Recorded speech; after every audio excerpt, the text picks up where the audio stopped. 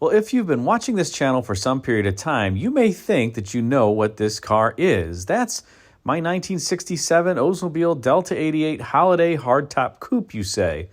Well, not quite. Take a look more closely, and you're going to see that this one is actually different despite being painted in the same color. Yes, both cars are painted gold poly with a black vinyl roof and a black interior.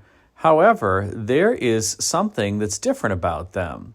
And that is that the one that you're seeing here is a 1967 Delta 88 Holiday Hardtop Coupe with the custom trim, as opposed to mine that is not the custom variant.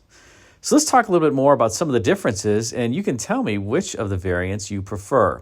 Now, the first thing to note is that this particular custom is a bit busier, I would say, in a number of ways than the non-custom trim. The first is that you have this piece of trim that runs the entire length of the body side on the lower section, and there's also some extra trim that goes over top of the wheels on the arches. And I think, to me, it looks a little bit busy, I have to say. I almost wish that the body side were cleaned up and that just weren't there. But I guess some people liked it. Now, this particular variant that you see here is also a higher option car in some ways. It does have the optional cornering lamps up front. Those were not standard even on the custom, but they were optional. Now, before we switch to a rear three-quarter view and discuss this vehicle in a bit more detail, what does that front end look like to you? If you said a 1966 Oldsmobile Tornado seems to be a bit of the inspiration here, I think you'd be right. It's hard to mistake those bladed fenders for just about anything else. And you also have that very linear style grille. Of course, the Delta 88 here has the exposed quad headlamps as opposed to the Tornado that had the concealed headlamps and little eyebrows above them. You do have a little bit of that so-called barbell theme, though, too, here, where the outer edges of the hood, as an example, are thicker than the midsection of the hood, which comes to a point. Now, as we transition to the rear three-quarter view of this 67 Delta 88 Custom, you can see that side trim again, not quite my favorite, but, it looks okay. One of the things that's interesting about this is despite the Tornado influence on the front end, particularly the fenders, the wheel arches here are much more muted than what was on the Tornado. And I think it's a bit of a shame that Oldsmobile didn't try to put something that was a little bit more aligned with the Tornado styling on this car, although I do love the styling. This, again, was the fastback era of GM design, really coming to the very final years here in 1967. But look at that beautiful roof profile, the quarter that starts low and then kicks up around the rear quarter glass. That's also a huge pane of rear quarter glass. The only thing that kind of looks a little bit funny to me from this rear three-quarter view are the wheels. These 14-inch wheels are not doing the car any favors. It's kind of the hippo on the bar stool look. The car looks humorously over-bodied, but the body itself is gorgeous. It just needs bigger wheels and tires. And the glass, I would say, appears to be a bit large. That daylight opening between the top of the door and the drip rail seems to be just a half an inch, maybe 3/4 of an inch, a little bit too big. But I suppose that Oldsmobile also wanted visibility for its customers, and owning one of these, I will tell you that you can definitely see out of it very, very well. Now, you mentioned that this car does have that kick up to the quarter. This really isn't much of a Coke bottle car, so to speak, unlike the Pontiac of the era that we've been discussing before. Yes, you do get that kick up, but you don't really have that outboard flare beyond just the wheel flare around the rear wheel. And so I wouldn't necessarily call this a Coke bottle car, whereas some other cars from General Motors during the 1960s are.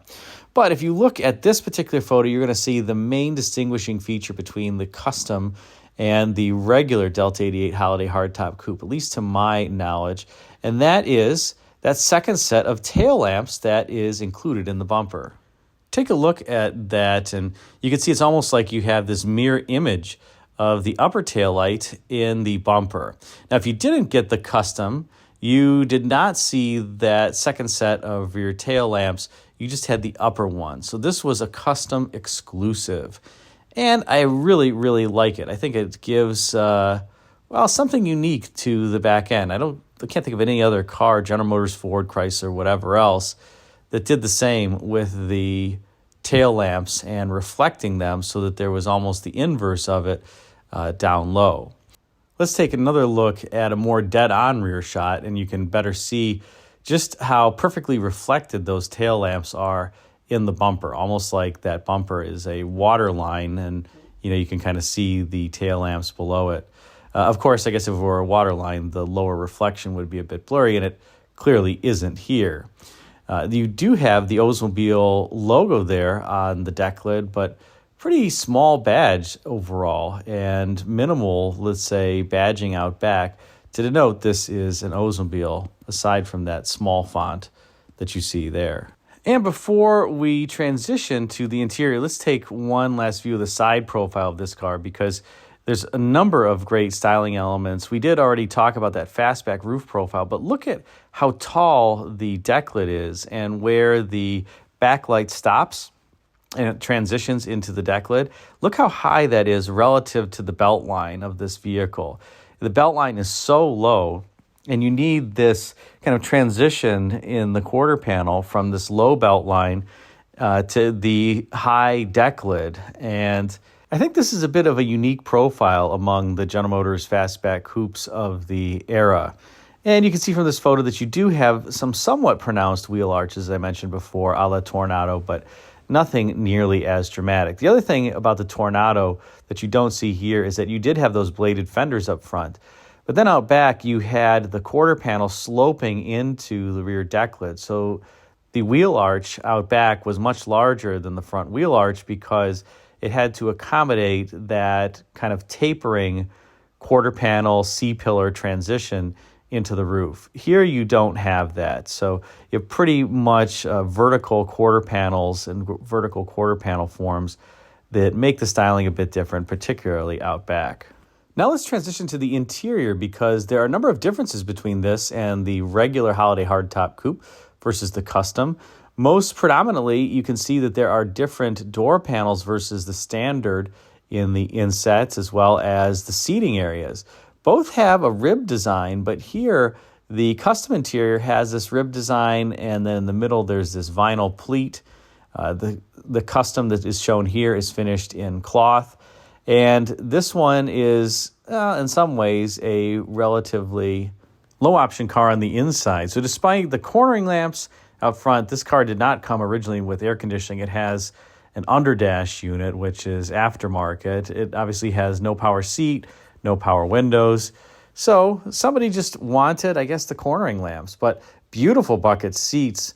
And while the instrument panel in these is relatively, let's say, kind of plain, I think it's also rather handsome. I will tell you, owning one of these, that each of the buttons operates with just a quality and feel to them that you cannot get in any car today. And here's the IP up close. First of all, take a look at those 3 round gauge pods. Of course, there's not much in terms of gauges there. There's a lot of idiot lamps, including a cold lamp in that leftmost pod to accompany the fuel gauge. You have in the middle the speedometer, and then at the right, the clock. So no tachometer in your Delta 88. You don't need to know at what RPM the engine under hood is spinning. You just drive. And I will say the engine and transmission setup in these, the 425 cubic inch V8 under hood, the turbohydromatic 400 transmission, just a sublime powertrain. We're going to talk about all the variants that you could get under hood in a second, so hold on for that. But take a look at that steering wheel too, this 1 year only steering wheel for Oldsmobile that was stylized, a 2-spoke wheel with that red center. I think it does lend a little bit of class to the overall interior. I guess Oldsmobile decided to take the red out of their rocket logo and put it surrounding the rocket just to make sure that they emphasize it a little bit more. And the gear shift lever there that you see, as well as the turn signal, just like other General Motors divisions of the era, were unique to the division. So was the gas pedal and brake pedal. Why General Motors wanted to have different accelerator and brake pedals for their vehicles by division, I don't know. But I think Oldsmobile had the largest accelerator pedal of anyone during this era. I cannot think of another General Motors division that had a larger pedal than what you see here. Buick did have some big ones, but and Ford really didn't have much in the way of big ones, nor did Chrysler. So Oldsmobile drivers felt powerful as they were depressing that supersized accelerator. Now, under hood, there were a whole host of 425 cubic inch V8s that you could procure for your Oldsmobile Delta 88 Holiday Hardtop Custom Coupe. What a mouthful. This one is equipped, I believe, with the 425 cubic inch, 365 horsepower super rocket engine with a 4-barrel carburetor. And this was the optional engine in the Delta 88s, whether that was the Delta 88 or the Delta 88 Custom, was standard in the 98. One up from this was the Starfire V8, which also was outfitted with the 4-barrel carburetor, made 375 horsepower. If you got the Tornado, you could get a 385 horsepower, 425 cubic inch V8, but that was not available in any of the full-size vehicles, just the Tornado. Now, at the lower end of the spectrum, as was typical during this time frame, the standard engine in the 88s was a 425 cubic inch premium fuel 2-barrel V8 that made 310 horsepower. That particular engine was standard when you got the turbo-hydromatic transmission. If you did not get the turbo-hydromatic transmission, you got the 425 cubic inch 2-barrel regular fuel V8 making 300 horsepower. So, and that, by the way, that lattermost engine, the regular fuel 425 cubic inch V8, was optional at no extra cost on any of the full-size Oldsmobiles. So you could get the low compression economy engine if you wanted. And the way that you can easily denote if you have the economy engine versus one of the premium fuel V8s is Oldsmobile perhaps smartly painted the air cleaner on all the premium fuel V8s this kind of red orangey color. If you got the low compression engine, it was just black. So I guess they wanted to remind you of what you had purchased under hood. And notice under hood in this photo that you have the dual chamber master brake cylinder there. And that was the first year, 1967 was the first year for that dual chamber to be standard on all cars in the United States. Prior to that, many just had single chamber setup. You can also see that aftermarket 2-piston AC compressor there on the passenger side. If you had procured the factory air, that would, of course, be the General Motors A6 style compressor, the 6-piston compressor, as opposed to just the 2-piston. But, this setup works pretty good. I actually have aftermarket AC in my 67 Olds 88, and I have to say, I find it to be pretty good. Not as good as the factory air, but certainly pleasant, and it works just fine. Looks like the owner of this has also installed some sort of a fuel pressure gauge there for whatever reason, but that's what that little gauge appears to be next to the carburetor. And lastly, let's end with the trunk because, well, it's a relatively large trunk when it comes to width. I have to say that because of how the deck lid and the quarter are formed, the opening, particularly near the rearmost portion of the car, is somewhat narrow, and you're not going to stand up luggage as an example in this trunk. You can lay it down, but you can't really stand it up. It's not that tall of a trunk, which is pretty surprising. I would say the cubic feet here might be a little bit less than 20 cubic feet to hold luggage. So a little bit smaller than what someone might be used to if they had procured a different vehicle from another General Motors division, but still relatively voluminous, and I'm sure it worked just fine in many cases for Oldsmobile buyers. So there you have it. This is the custom coupe, and I've been putting thumbnails throughout the video. I'll just put a couple pictures of my Delta 88 Holiday Hardtop Coupe that's not the custom. Take a look here. You can see this in this particular photo. Despite being almost the exact same car and the same color combination, you don't have that side trim that we were talking about here in this photo because it's not obviously a custom. Then out back, you'll see that there's not that tail lamp that's in the bumper. You just have the uppermost tail lamp.